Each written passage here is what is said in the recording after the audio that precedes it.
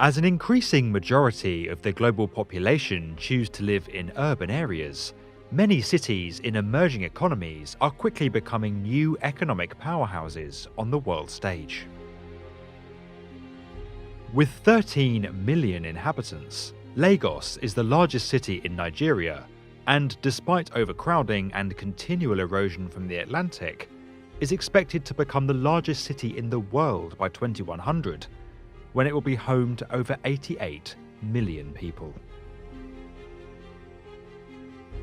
Despite its current challenges, the state of Lagos and the Nigerian government are working to elevate the city to become the economic centre of West Africa and the financial heart of the entire African continent.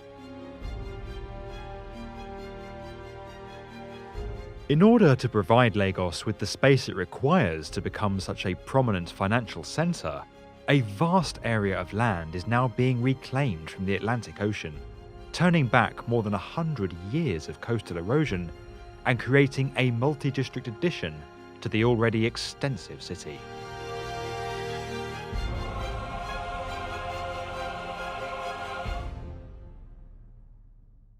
Funded by a consortium headed by South Energy X Nigeria Limited and developed in conjunction with the Nigerian government, the vast Eko Atlantic scheme will reclaim 10 square kilometres of land from the Atlantic Ocean and extend the coastline more than 2 kilometres offshore. 10 new city districts will then be constructed on this reclaimed land, providing commercial, residential and recreational amenities and homes to more than 250,000 residents. In addition, some 150,000 commuters will be expected to visit Eko Atlantic every day. Centred around Eko Boulevard, a 2-kilometre-long main route that is intended to become the equivalent of New York's Fifth Avenue or Paris's Champs-Élysées, this new city aims to become the global gateway into Africa, with its own independent power, water, fibre optics and drainage systems that seek to provide world-class infrastructure to its occupants. While several significant land reclamation projects have been undertaken across the world, in locations such as Dubai, Hong Kong and Monaco, many of these schemes have been constructed in the relatively calm waters of the Persian Gulf and the Mediterranean Sea. However, with Lagos's position on the ocean, the land reclaimed to create Eko Atlantic needed to be engineered to withstand the extremes of nature.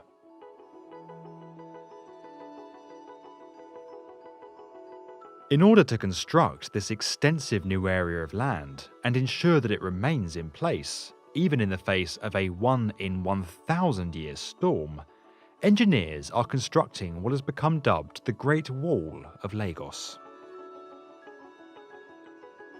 This wall consists of an 8-kilometre long, 45-metre wide structure that rises 18 metres from the ocean floor to protect the newly reclaimed land and re-established Lagos coastline. Designed to the highest marine standards, the wall is made up of 12 layers of rock and concrete, giving it the ability to withstand an extreme, once-in-a-millennium storm event. Consisting primarily of various grades of rock, the real strength of the wall comes from more than 100,000 X-shaped concrete blocks, which form its visible top layer. These concrete blocks weigh 5 tons each and are moulded using a special concrete mix that eliminates the need for steel reinforcement, which could degrade over time in the oceanic environment. Using GPS trackers, each block is placed precisely along an X, Y and Z axis, allowing them to interlock with one another and create a unified structure capable of withstanding and disrupting the strongest Atlantic waves. While the Great Wall has been praised for restoring the coastline and protecting the low-lying Victoria Island from flooding and erosion, critics of the project claim that the new land has led to storm surges being redirected either side of the development and into unprotected areas of Lagos. Rising 8 meters above the waves, the wall creates a lagoon which is then filled with sand from the ocean floor, creating new usable land for developers to construct Eko Atlantic.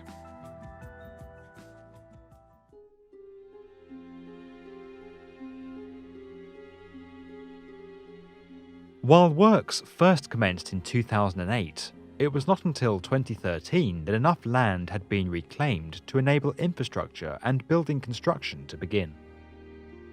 With canals, roads, and bridges under construction, in 2016, Eko Black Pearl became the first residential tower to open, marking a major milestone for the project. Since then, the tower has been joined by the Eko White Pearl and a number of other structures across the area. With 6.5 square kilometers of land already reclaimed from the ocean, the project is now over 50% complete. And with critical infrastructure in place, developers will soon be opening the newly created region to further foreign investment. Despite receiving strong support from the Nigerian government, some have criticised the project, saying it will increase inequality between those in Eko Atlantic and others in the wider city of Lagos.